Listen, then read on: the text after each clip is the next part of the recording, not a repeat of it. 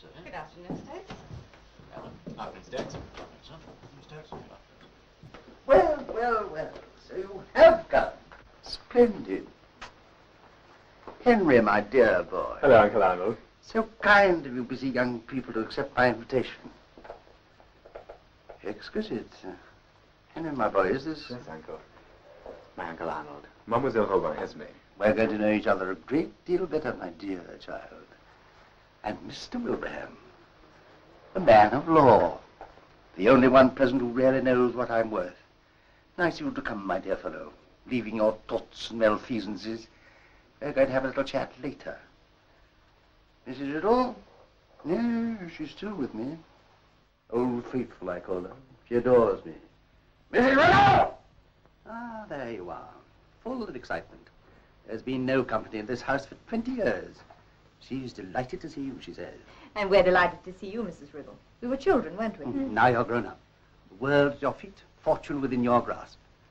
Mrs. Riddle says it's high time she showed you your rooms. There'll be tea for you when you come down. Moreover, we've all got to behave ourselves because Mrs. Riddle is honoring us with her presence at dinner. No. Oh, yes, you are. So that's settled. Philip and his dear wife will be here later. Off you go. Perhaps before you see your room, you'll spare me a few moments. Sure you got everything you want, isn't it? Yes, thank you. Good. Since you're sure to be marrying into our family, you better get accustomed to Uncle Arnold's Spartan habits. I bet this bed's as hard as a board. The place is a bit grim now, but we'll make it more habitable. I wonder how soon he'll ask us to move in. Don't ever bet on Uncle Arnold. Run along, Henry, you'll be late.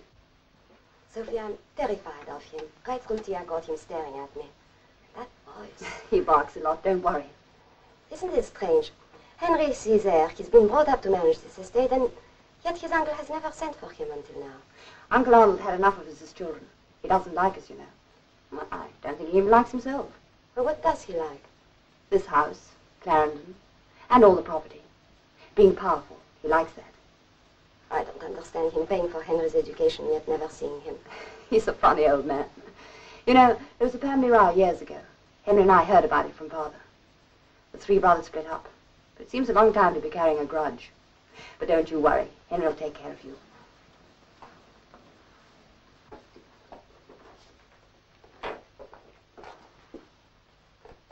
I wonder why you're staying.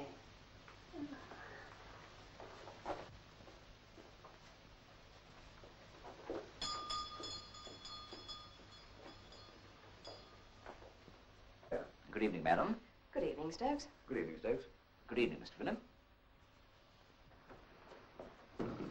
Wonderful weather, sir.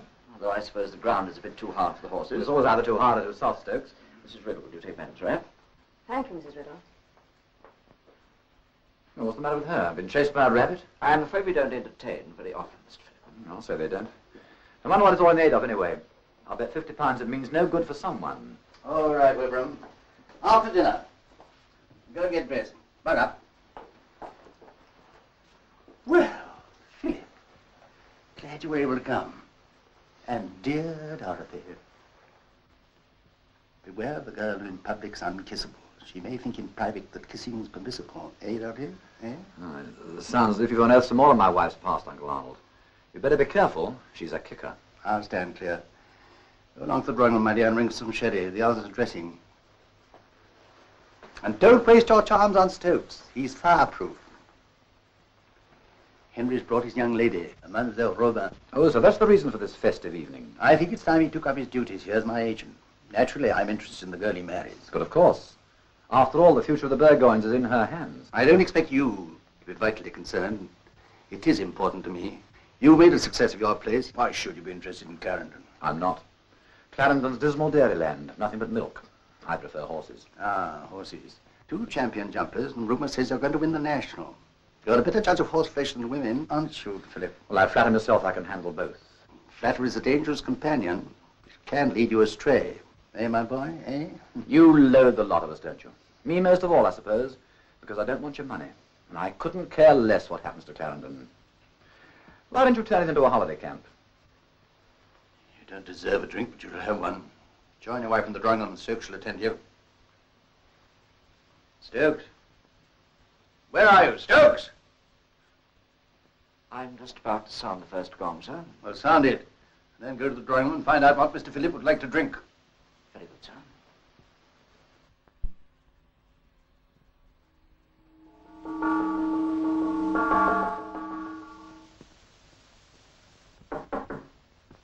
Come in. You thought it was Henry, hmm? Said you show me the way down. My dear child, how beautiful you look. I'm so antique, I'm sure Henry wouldn't mind.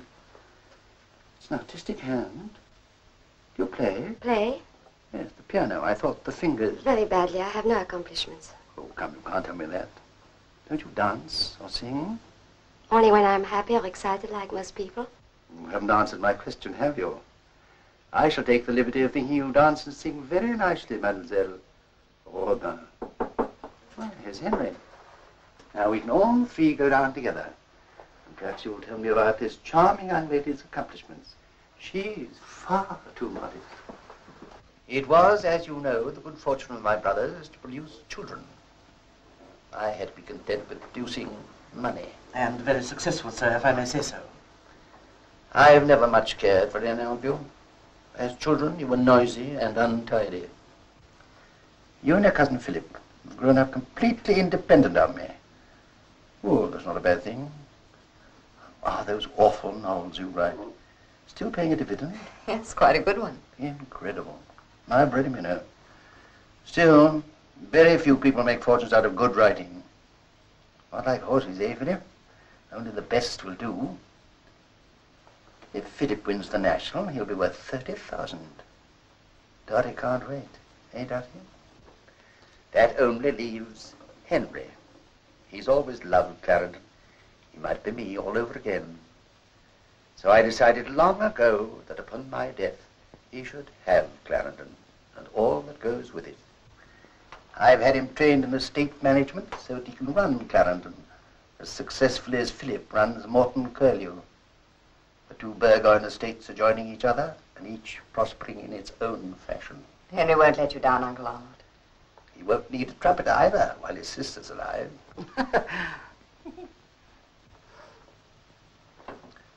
But I digress. As no doubt you have already guessed, there is a motive behind this jolly little gathering. Henry is proposing to get married. A respectable, though scarcely original, course to adopt. And this charming young lady has yielded to his blandishments. Almost anyone would consider him a lucky fellow. I take it you look forward to a country life, my dear? I do? Are you sure you wouldn't find it dull? Of course not.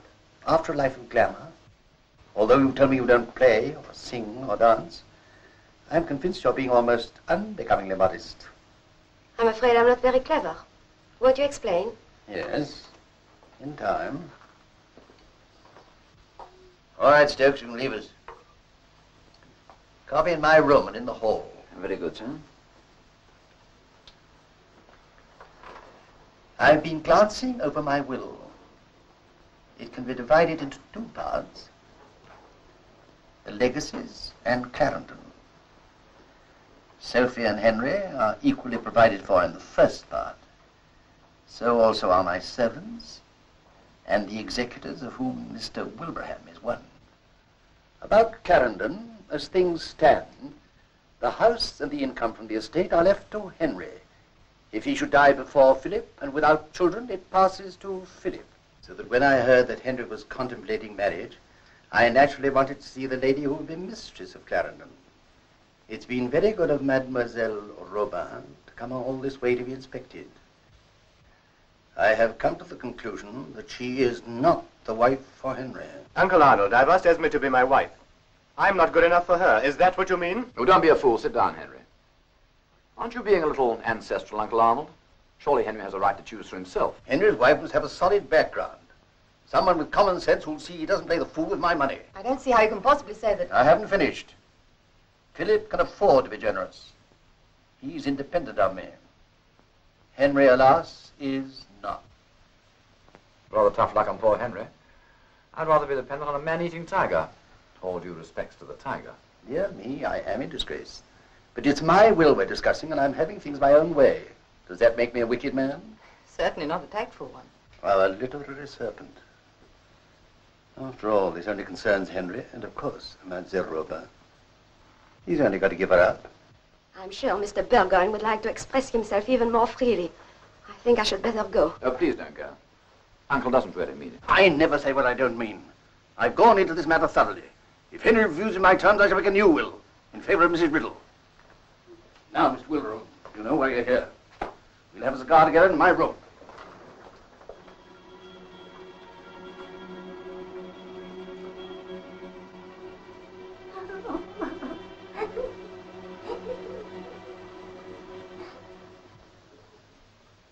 Where's Mrs. Riddle? She's retired to her room, Sophie.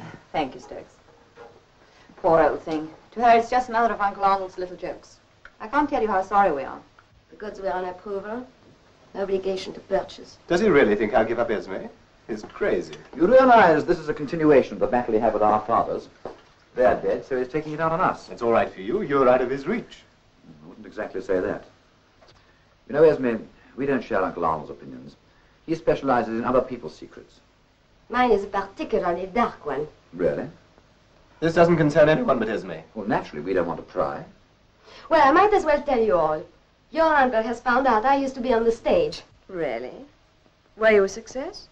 Of course. Oh, that's strange. I don't think I've ever heard your name.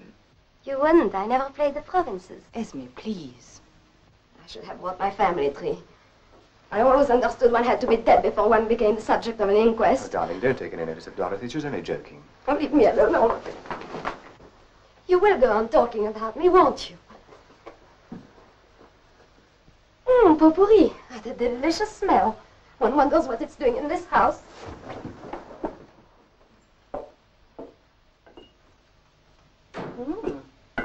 It has got a delicious smell, suddenly. Leave her alone, Henry. It won't do any good. I'm entirely on Esme's side. It's inexcusable. I can't imagine why she didn't stick to the stage. And I can't imagine what it's going to do with you. Well, it's usually Dolly who's in the doghouse. We'll let her have some fun. Fun. Where are you going? Out. You know, if Henry loses Clarendon, there's nothing left for him but a life of crime. And you're the expert, Soph. You better instruct him. In my novels, the criminals always get caught. You hear that, Dotty?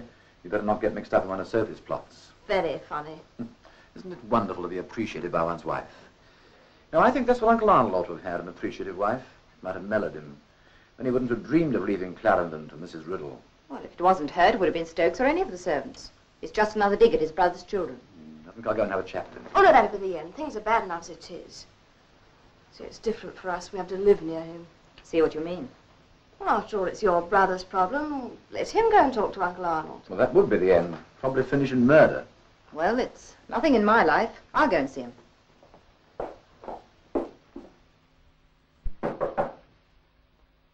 Come in. Oh, Sophie. I hope you've all been amusing yourselves.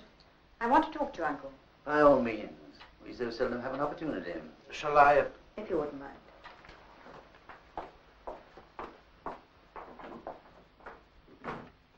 Why weren't you born a boy? You could run, Clarendon. Sit down, my dear. Let me clear these papers out of the way. I rather expected Henry. You've given him something to decide about. Yes, I have, haven't I? Brought him up with a jerk. I don't expect he appreciates it yet. You've been spying on Esme Robin, haven't you? Spying? Well, let's say investigating. It's my duty to the estate.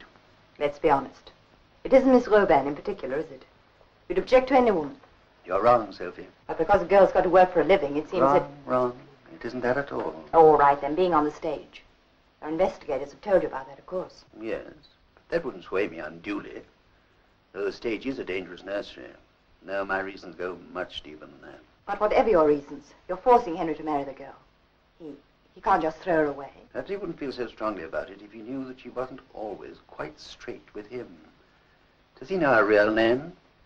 It's Mrs. Stone. If the decree has been made absolute, it can have been only in the last few days. You're absolutely sure of this? Quite. So you see, my dear Sophie, if your foolish brother imagines I'm going to allow my property to fall into the hands of undesirables... I think you ought to tell Henry about this. Well, where is he? He's gone out. Very upset, I'm afraid. No doubt. Perhaps he'll come and see me. Bless you, my child. Warm tonight, isn't it?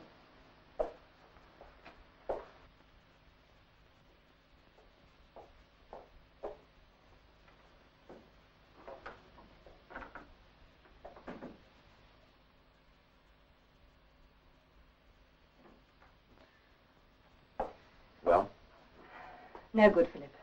Where's Dorothy? Powdering her nose. How did it go? Didn't do any good. Hasn't Henry come back yet? Not that I know of. I want to work with her.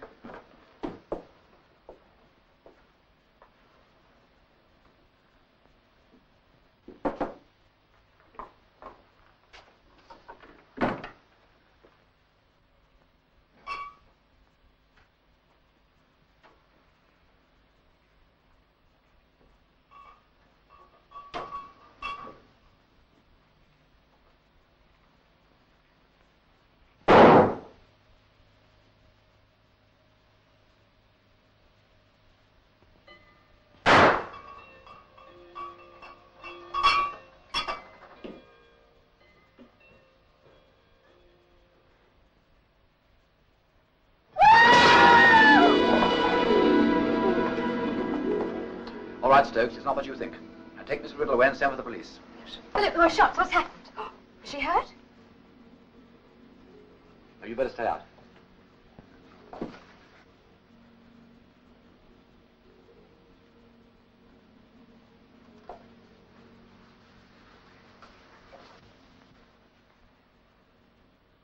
Were you in here when it happened? I was.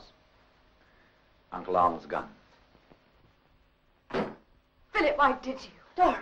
He was shot at from outside on the terrace. I fired Uncle's gun at whoever it was and missed. You saw him? Or was it? I don't know.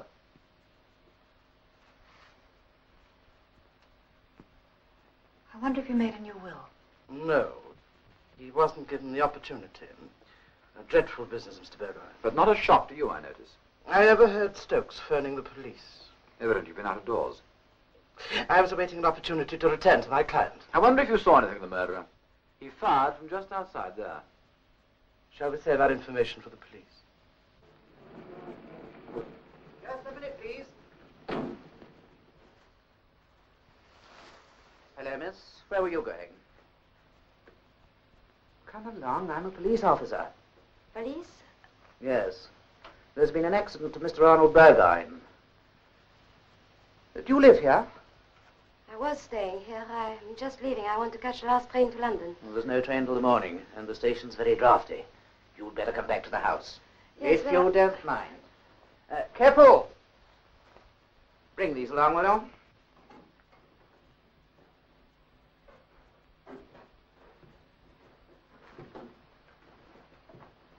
Esme, where have you been?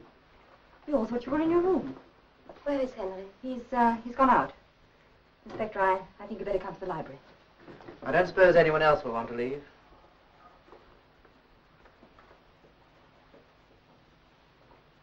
I suppose he's dead? Don't you know? Where were you running off to? London. I wanted to get away. Where's Henry? We don't know. You've got yourself into a mess, haven't you? Easily done, isn't it? I expect you know. I expect you do. Silly of you to run away, wasn't it? You may come in for a lot of attention. I suppose so. It's a good job you're accustomed to the limelight. As I came in, he was sitting here. That drawer was open. He was fumbling for something. At the same time, there was a flash and a report from outside on the terrace. As he fell over, I jumped forward and was able to see exactly what he was about to take out of that drawer. This gun. And you picked it up? Instinctively. There was a figure out there on the terrace. It moved to the left. You missed whoever it was. It looks like it. It was pretty dark out there. Tell me, where were you standing? Exactly here. Mm-hmm. And where was the other person standing? When I fired or when he fired? When he fired. Here. Quite so. And you say he moved to the left? Yes. You can see my bullet hole through the window. Uh-huh. Yes, we ought to be able to trace your bullet.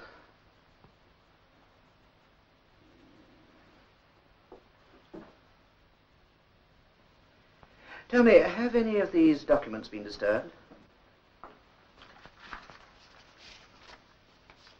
No, they're complete. So Mr. Burgoyne was changing his will? I did not say that. You don't have to, it's all there. Certain readjustments have been proposed, nothing more. Is that so? Well, I must ask you to give me a note of these changes. But the alterations were nearly discussed. By all interested parties? Well, yes. In that case, I needn't trouble you. No doubt some of the members of the family will be glad to inform me. Well, that'll be all, but I must ask none of you to leave the house.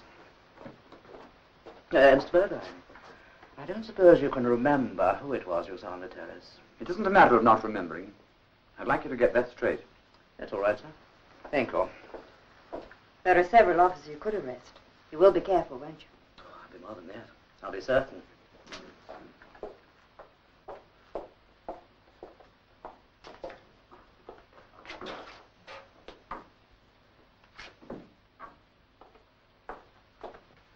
What's the score, Captain? That revolver didn't kill him, sir. Something of a totally different caliber. Doctor thinks an old-fashioned pistol. That supports Burgoyne's story. I'd like to have a look at that old-fashioned pistol. Well, here's the twin to it, sir. Where'd you get this? In the gunroom, sir. It's one of a pair of old French dueling pistols. The other's missing. It hasn't been fired for years, sir. I can tell that. Yes, sir. Anything else? There's a squad combing the ground, sir. And I've made arrangements with the butler to put a small breakfast room off the lounge at your disposal. Good, good. I'll see them in there one by one. Is Richmond still in the front door? Yes, sir. Good. Well, I'll see to him. I'd like you to go out on the terrace and keep an eye on this room in case someone decides to have a quiet look round. But I'm betting they won't. If you ask me, our bird's sitting pretty right in the middle of the family circle.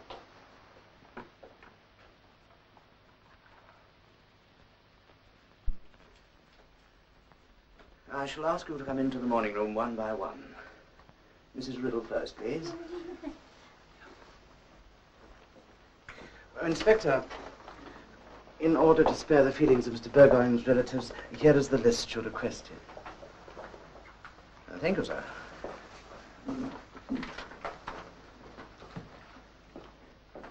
I'm going to my room to take a sedative. Now listen, we're all in this. It's no use pretending we're not. That police inspector will probe and sift until he has enough on any one of us to make an arrest. He can easily arrest the wrong person. None of us loved Uncle Arnold, and whoever has killed him has done the rest of us a service. Now, just a moment, Sophie. You can't pretend we all had the same amount of motive. There's nothing in my life or in yours, for that matter.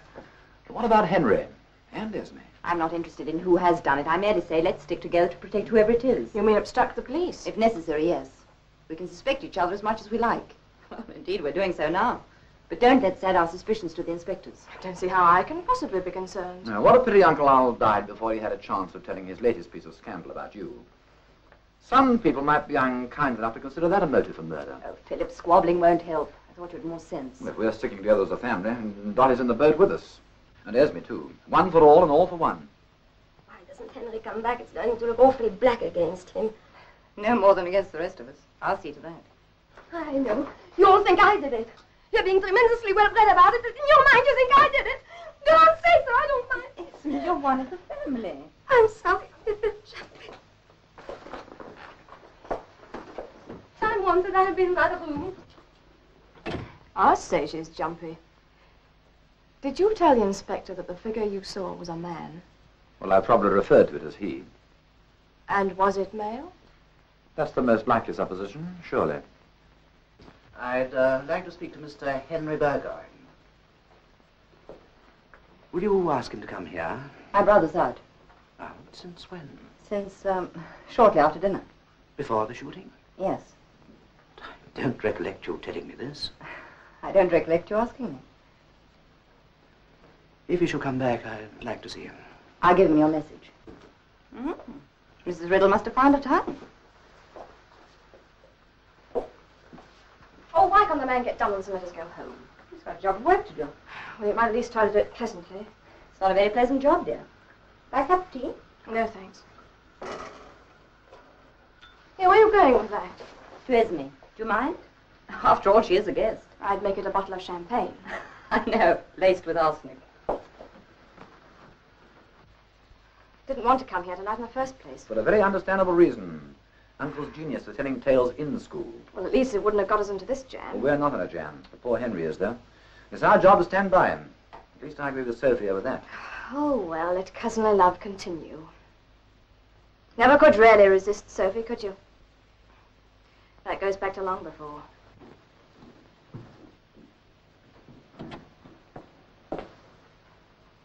There's a policeman outside.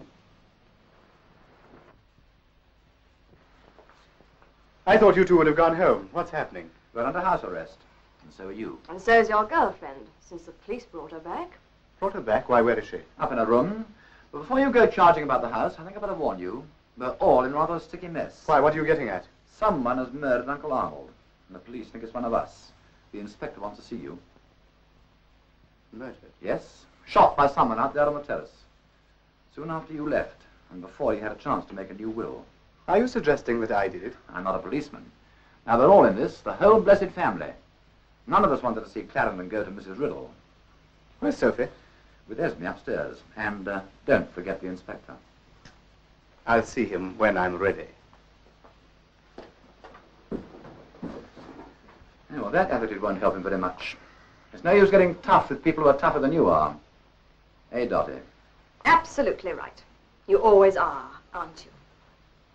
I don't think I'll need you again tonight, Mr. Burgoyne. I would like a word with Mrs. Burgoyne. With pleasure, Inspector.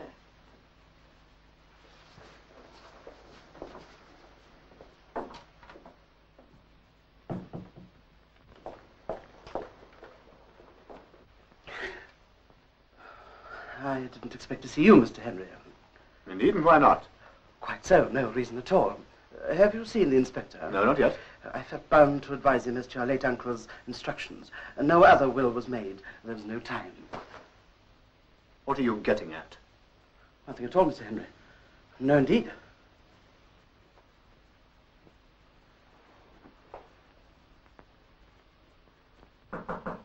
Come in. Chérie. They think I did it. You mustn't talk like that. They found me by the front gates and walked me back. What were you doing out there? Running away. That ghastly dinner, your uncle beating me like an apple, looking for blemishes, trying to find something rotten. Couldn't stand it any longer. So we were both out when it happened. And your cousin Henry will undoubtedly inherit the estate, provided that... Go on. Oh, nothing. Provided that... I was merely going to say, provided that he was spared to do so. I don't quite follow you. Well, he could hardly allow Miss Robin to take the blame, could he? That certainly wouldn't be gentlemanly. Oh, dear me, no, there are quite a number of people who had a grudge against my deceased client. He knew too much about them. Indeed. What better occasion than this to silence him? Most of his victims together under one roof. I can see you're going to be a great help to the police. Oh, indeed, no. And the soul of discretion, Mr. Burgoyne. Of course I understand, Inspector. I only wish I could have been more helpful. You've done your best, Mrs. Burgoyne. I'm much obliged. Are we free to go now, Inspector? Yes, sir. I may have to trouble you again at some other time. You know where we live. Excuse me, ma'am.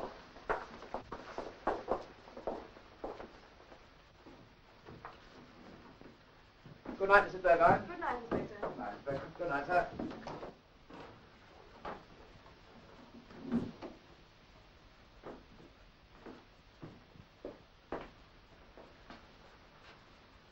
Grease marks? Have them analyzed and compare with the grease on that dueling pistol. Yes, sir.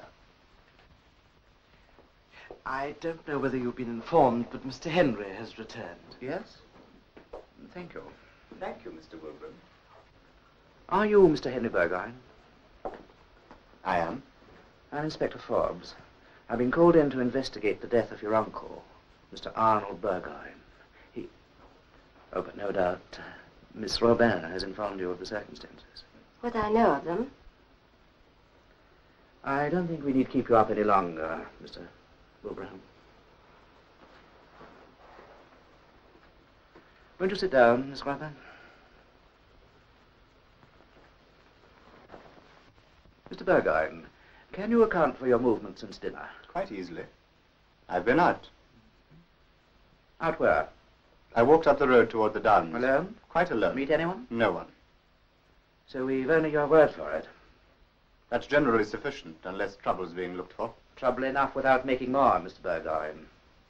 You should know that. I'm sorry. I'm rather upset. That's all right, sir. So you were both walking about in the darkness? Yes. And you didn't meet? Not even accidentally? No. In the dark, surely, there'd be less chance of meeting accidentally. You didn't meet at all? No.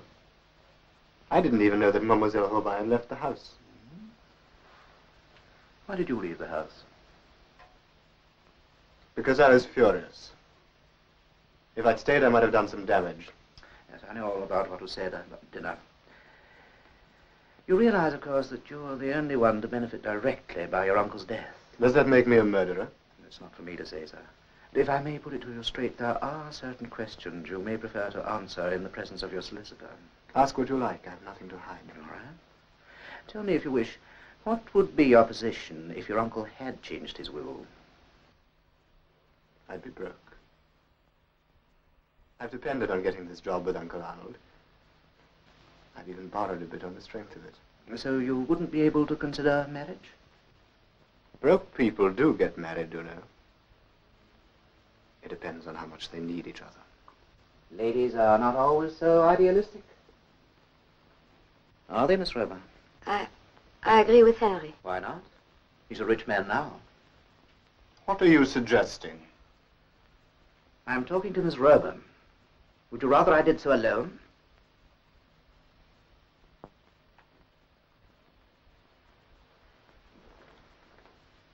Did you at any time tonight go to the gun room? I didn't know there was a gun room. You lost your way in the parkland. Now, can you remember what kind of ground you walked over? Only that there were some outbuildings and cow sheds, I thought, and I went through some muddy places. So I see from your shoes.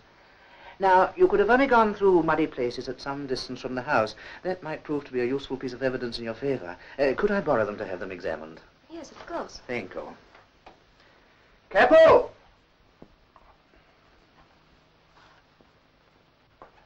Wrap these up, will you? Right, sir. Now, your story is that, angry and hurt by your treatment, you were on your way back to London? Yes. Without informing Mr. Burgoyne here? I left a note in my room. Can I see it? I destroyed it. Wasn't that rather thoughtless? Why? It would have shown that Miss Robin wasn't a young lady to run away from bad news. You were about to lose your inheritance. If you're trying to hint that Mademoiselle Robin would have walked out on me as an additional motive for my killing Uncle Arnold, you're crazy. Quite possibly. Just the same, it'd be crazier still to take anything for granted. Miss Robin's shoes. Thank you, Capo. Now to check on everything. I have to doubt every word I'm told until it's corroborated. I even have to make quite sure of people's names. It's extraordinary how you can slip up on a little thing like that. Yes, I suppose so. But surely you can recognize honest people from crooks instinctively. I can. Can you? I wish I could say the same. It would save a lot of unpleasant surprises. To save any confusion now, just write your name on the parcel. There. That's right, isn't it? Is it correct or not?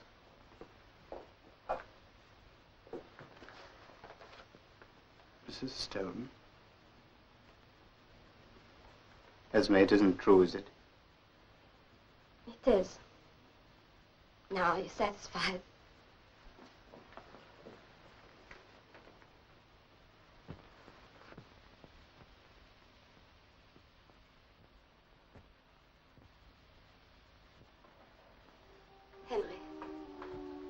Henry, darling, I must speak to you.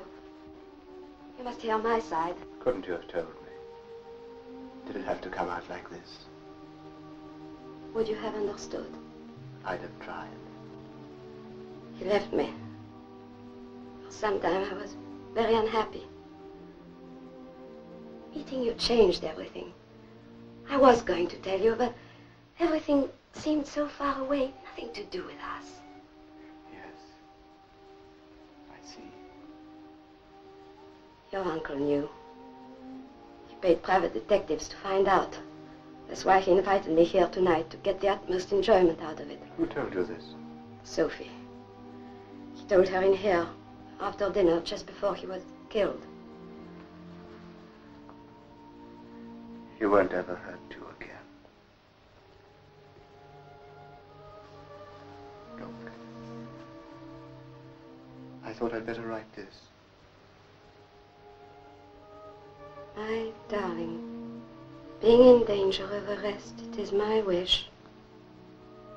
Everything of which I die, possessed to you. they can't arrest you. They've got a pretty good case. No better than they have against me.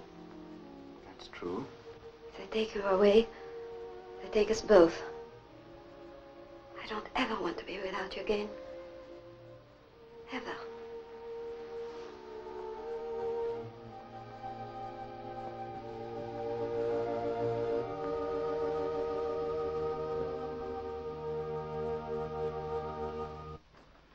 Any fresh reports of the inquest, Stokes? No, miss. Only that it was held and adjourned on the application of the police. Mrs. Riddle knows. We shall have Mr. and Mrs. Phillip here for lunch. I'm afraid Mrs. Riddle will be staying in bed. She complained of not feeling well when we returned from the inquest. Oh, I am sorry. There are several cases of influenza in the village. Well, have you sent for the doctor? I suggested it, but Mrs. Riddle has her own ideas about medicine, and she doesn't trust it. All right, Stokes. I'll go and see her later. Excuse me, miss.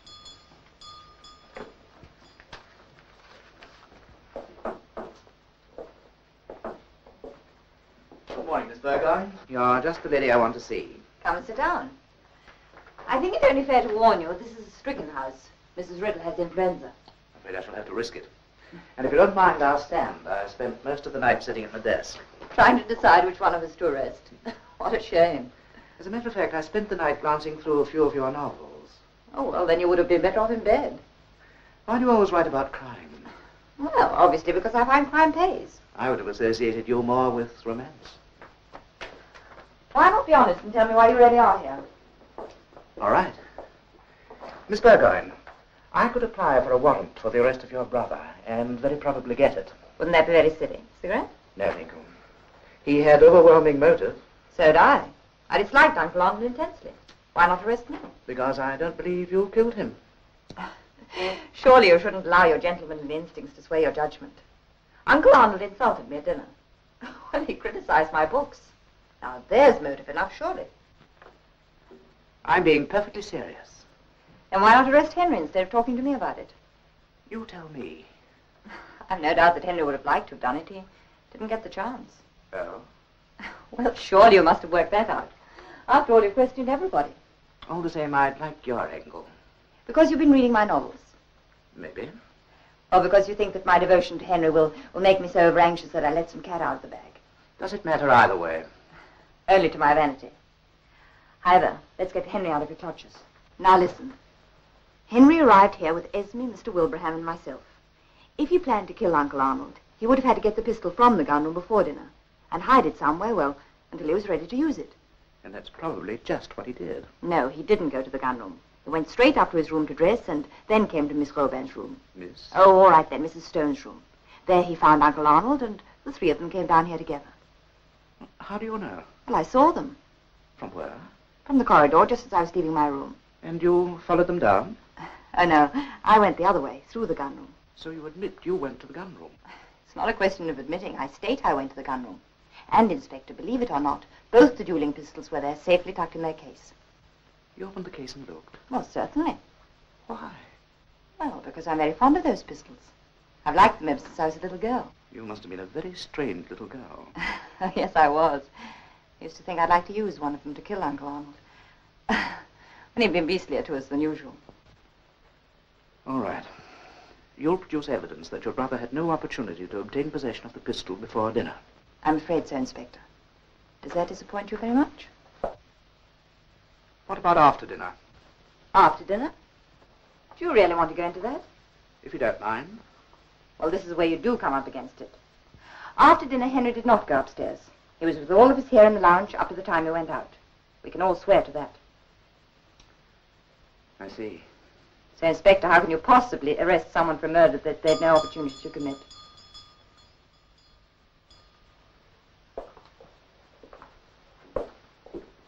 Very neat, Miss Burgoyne. Good enough for a novel. I wouldn't say that. My readers would expect much more of me. May I add a word of advice? Shuffle the pack and deal yourself another hand. There are several offers for you to choose from. Hello, darling. Hello, Sophie. So glad you could come. You know Inspector Forbes, of course. Yes, good morning, Inspector. Won't you lunch with us, Inspector? No, thank you. It's time I was off. Mrs. Burgoyne, you lost a glove. Oh, so I did. How clever of you to find it. Why, it's been cleaned. But it was filthy.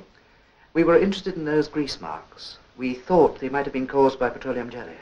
Oh, were they? No, motor grease. Oh, well, as long as that makes everybody happy. Good morning, Miss Burgoyne. I'll let myself out. Now, Petroleum jelly? What's the big idea? Well, they put it on metal to prevent rusting. Crystal barrels, for instance. Oh, I see. Life is uncertain, isn't it? Not so uncertain as it was, at least for Henry. Why? The inspector was getting ready to arrest him. The Dickens he was. He's working fast. Yes, but I've slowed him down. I've showed him that in spite of motive, Henry had no opportunity to kill Uncle Arnold. Good for you. But is that strictly true? In the absence of any evidence to the contrary, yes. The inspector's no fool. But we've gained time. He'll go on ferreting, of course. Yes, but over a wider field. If he drops Henry, he picks up us. All of us. Servants included. Even Wilbraham. But no one could possibly suspect him. It's too great a risk with nothing to gain. As far as we know. How can we tell what were his dealings with Uncle Arnold? You can't sell me Wilbraham. Well, someone's a murderer. Someone settled Henry's financial problems and handed Clarendon over to him. Why? Because of hatred of Uncle Arnold or because of love of Henry? Well, of course, you're going to turn yourself into a detective. Doris. Sophie does all her detecting in her novels, and pretty ghastly they are, too. I don't suppose you realize, Henry, that Sophie's put the police completely off your scent. What's the matter? Must be the relief, I suppose. I am feeling a bit faint, though. You've got a temperature. Come and sit down. I hope he hasn't got Mrs. Riddle's flu.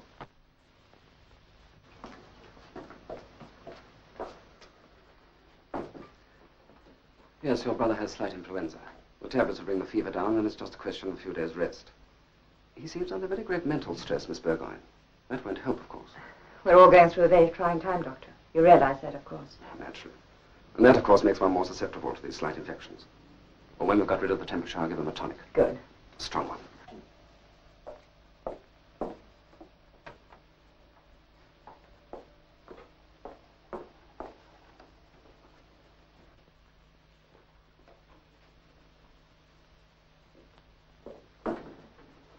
Thank you, darling. This is good of you.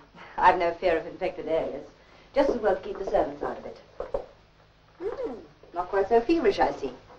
I think you'll recover. Nice sort of chap I am. Just when I want to be helping to shield the criminal members of my family. What's the latest police bulletin? No news from the inspector for 2 whole days. Oh, by the way, Dr. Willis said you can start taking your tonic. Oh. Dorothy got it in the village this morning and brought it over. You can have some before your tea.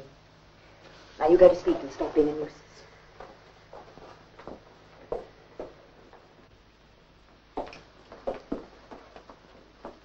He's much better.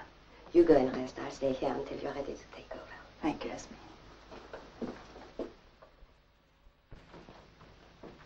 Hello, cousin. All alone? Step my halter, I'm afraid.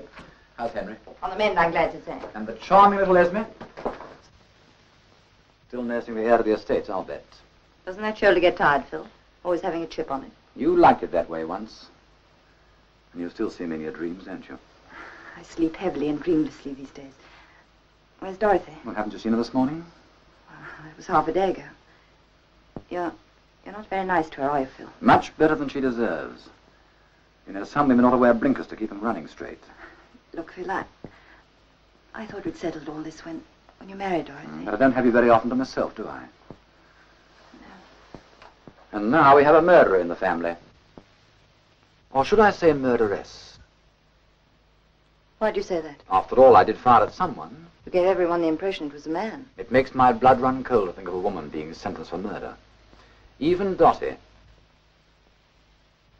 I think you better go. I don't have to remind you that I'm the soul of discretion.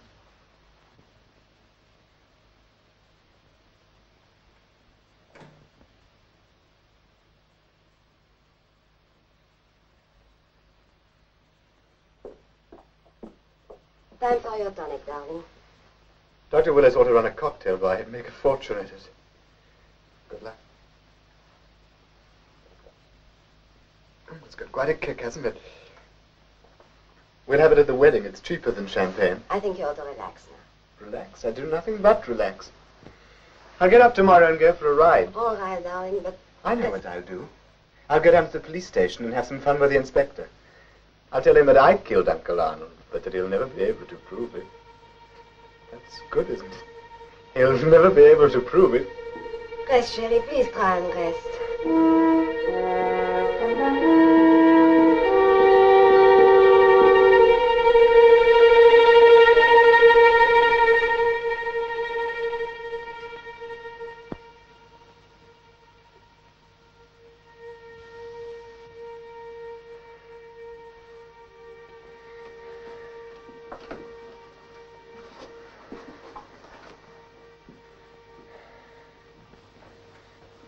He's settling down. I think he'll sleep. Well, there's no fever. He's weak, certainly. What I can't understand is his excited mental condition. It's not consistent with his physical state. He seems to be obsessed with the idea that he's wanted by the police.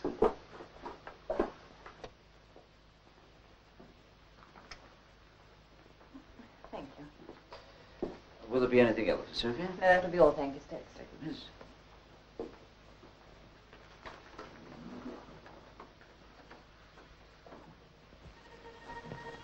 The gun. I want the gun. Where does she hide it? Henry, go back to bed at once. I know what they say. I kill like a rabbit. I must throw it away. I must. Stokes! The police are here, I tell you. They're hiding, waiting for me. They're going to kill me. Kill me.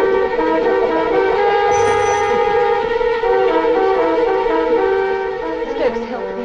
Of course, miss.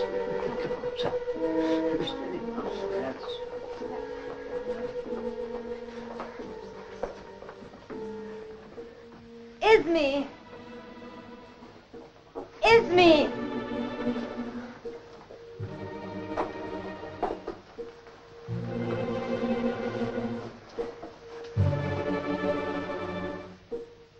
He seems to have got over this attack, Miss Sophie, but I would like to say how many more he can take. Oh, all right, Stokes, I'll see to him. Very good, miss.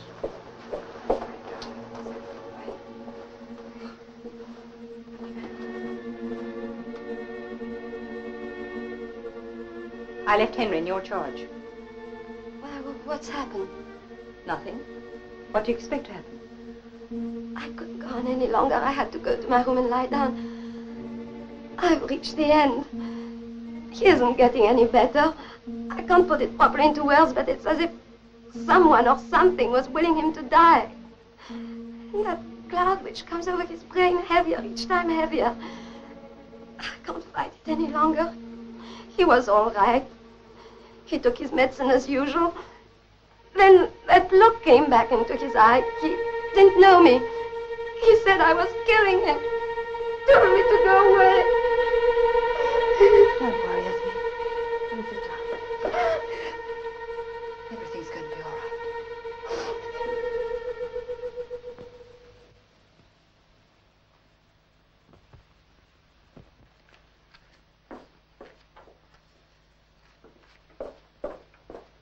He's had another wonderful night. You look tired, Esme. Have some coffee before you lie down. Any news? No, nothing. You know, I can date his recovery from the day you stopped him taking that medicine. Perhaps it didn't agree with him. Have some toast. No, thank you, nothing to eat. Esme, how long do you think it'll be before Henry's fit to travel? Travel? To Paris. To Paris? Look, dear, I'm going to be very insistent about this, but you've got to get away from here as soon as possible. I can't give you any reason at the moment, but now wouldn't it be a good idea if you got married in Paris? There's something you haven't told me, something you found out. You just stop imagining things and get to work on Henry. You've got to get away from here. How's the bottle of medicine for Mr. Henry, miss? Oh, thank you, Stokes. Who brought it this time? And Mrs. Phillip, as usual, miss. She came over rather early in the jeep. All right, Stokes, I'll see to it. Thank you, miss. You're not going to let him take it. Of course not. You run along and get your rest. I'll see to it.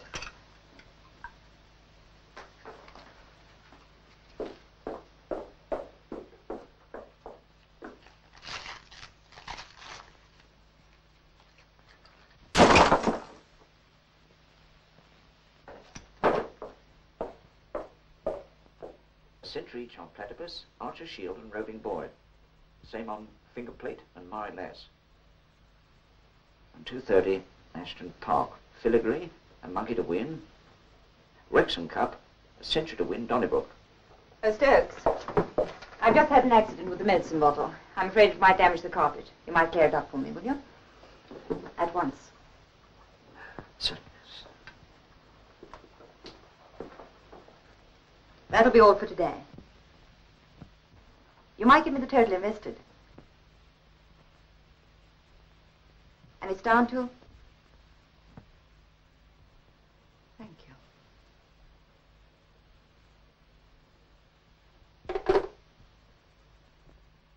No one would think this is my own house. I've never been hurried out of anywhere in such indecent haste. Let's hope Paris is going to be more hospitable. You are hurrying us out of danger, aren't you? Don't be silly. Come on, we're cutting it rather fine. Bless you, darling. Anyone would think we're going away for a year. We'll be back before you know it. We'll meet again very soon. Sure you don't need a chaperone? Thanks for the compliment. Off with you. Au revoir. Goodbye.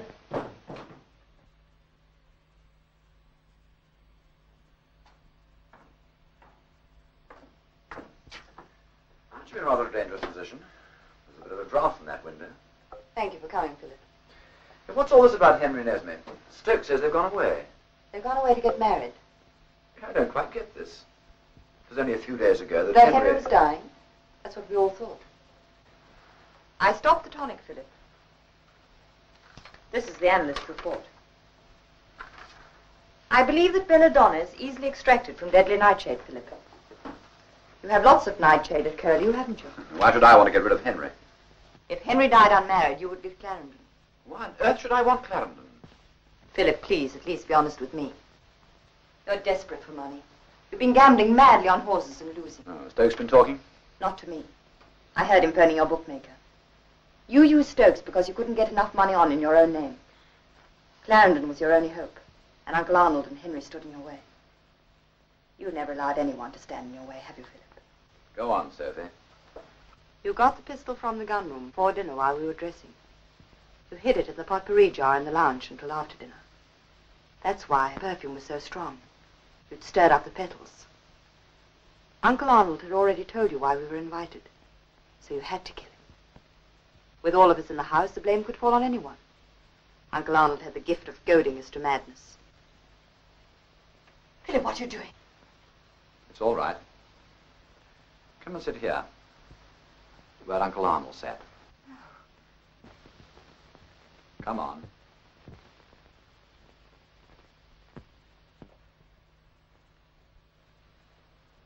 Now, I'll show you what happened. I came along the terrace. As soon as Uncle heard me, he made a grab for his gun, but I got him first. I threw the pistol away, stepped in here, and took his gun. I fired it into the night. My alibi. It was all quite simple. 3 steps in the dark. Easy to take, easy to retrace. Look, I'll show you. Philip! Philip, please come back!